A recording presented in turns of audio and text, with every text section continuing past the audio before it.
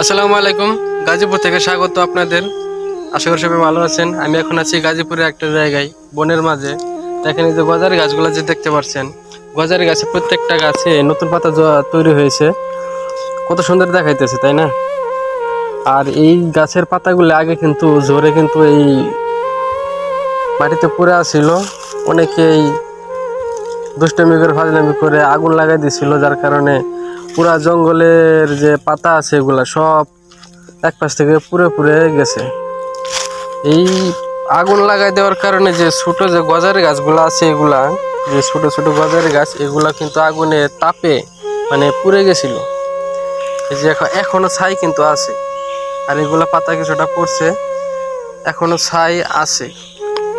আর এই গজারি গাছে প্রত্যেকটা গজারি গাছে নতুন পাতা তৈরি হয়ে কত সুন্দর দেখাইতেছে।